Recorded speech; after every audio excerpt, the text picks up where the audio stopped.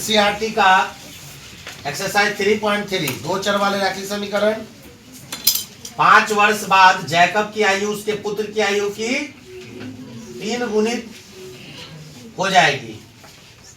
5 वर्ष बाद कितनी गुनी हो जाएगी जैकब का आयु? उसके पुत्र की आयु कितनी गुनी हो जाएगी? 5 वर्ष पूर्व जैकब की आयु उसके पुत्र की आयु की 7 गुनी थी, तो उसकी वर्तमान आयु क्या है? माना कि जैकब की वर्तमान आयु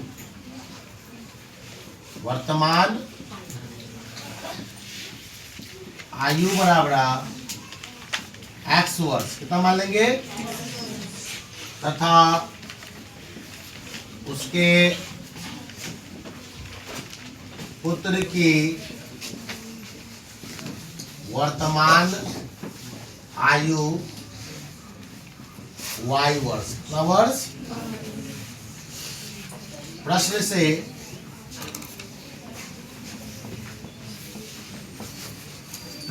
तो पहला लाइन में कह दिया 5 वर्ष बाद। जब उम्र वाला क्वेश्चन में अगर बाद कहे तो 5 साल बाद जैकब भी 5 साल का बड़ा हो जाएगा और उसका बेटा भी क्या हो जाएगा? 5 साल बड़ा हो जाएगा।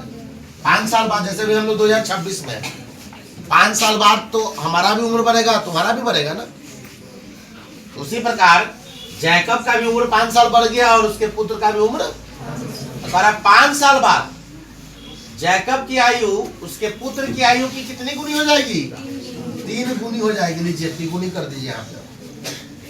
तो x प्लस 5 बराबर 3 में y से गुना करेंगे तो और 3 बचे तो x अपने जगह पे रहेगा, 3y को अंदर ले आएंगे तो माइनस 3y, अंदर अपने जगह पे प्लस 5 बाहर जाएगा तो x माइनस 3y बराबर 15 में से 5 गया तो 10।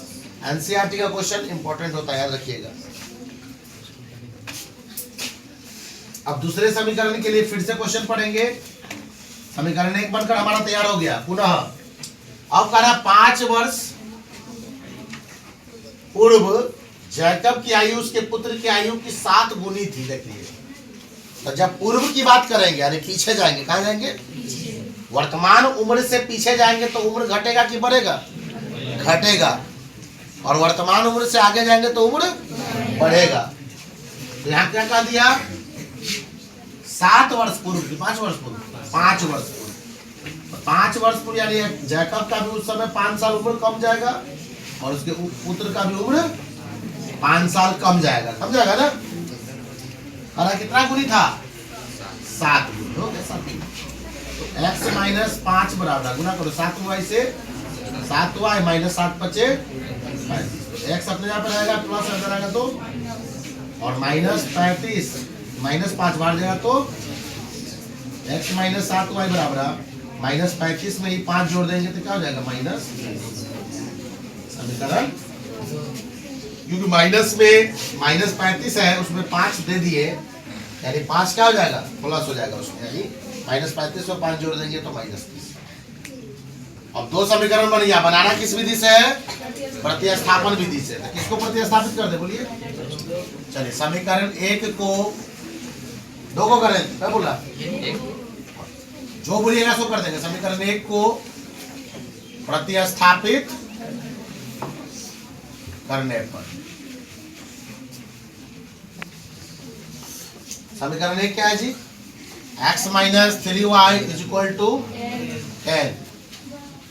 अब x का मान निकालना आसान है, माइनस 3y बाहर जाएगा तो x का वैल्यू क्या आ गया? 10 प्लस 3y। अब इस x का वैल्यू को समीकरण 1 में रखेंगे या 2 में? हाँ, तो फिर x का मान समीकरण 2 में रखने पर ये हमारा 10वां का नया बैच शुरू हुआ है, उसके लिए ये वीडियो है। अब लगातार जैसे जैसे एक्सरसाइजेज बढ़ते जाएंगे वैसे वैसे आपको वीडियो मिलेगा। तो x का मान समीकरण 2 में रखने पर, समीकरण 2 क्या है हमारा? x minus 7y is equal to minus 30 है। x का वैल्यू हमारा देखिए कितना आ गया यहाँ पे 10 प्लस x के यहाँ पे क्या लिखेंगे 10 प्लस 3y। पहले से कितना है माइनस 7y बराबर माइनस 30।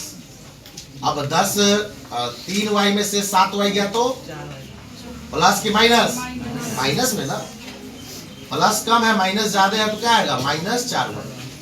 और माइनस 30 अपने यहाँ पे एक प्लस 10 बाहर जाएगा तो भी क्या हो जाएगा माइनस 10 हो जाएगा। तो माइनस 4y बराबर फाइनली देखिएगा माइनस माइनस क्या होता है प्लस। तो माइनस 30 माइनस 10 माइनस से माइनस y बराबर 40/4 काटेंगे तो 4 दहाई तो y का मान कितना आ गया 10 आ गया।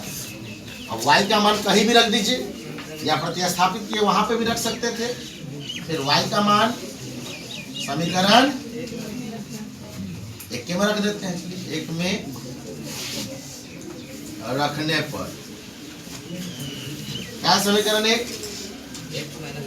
x minus 3y is equal to 10 है तो x के जगह पे x रहेगा माइनस 3 गुने y के जगह पे बराबर 10।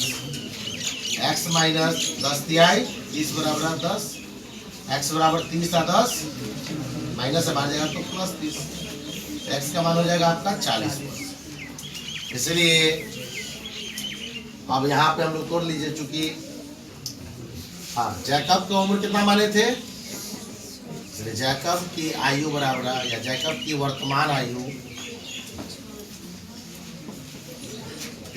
x वर्ष माने थे यानी कितना है 40 वर्ष तथा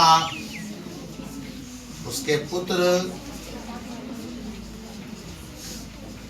की वर्तमान आयु कितना माने है y वर्ष कितना है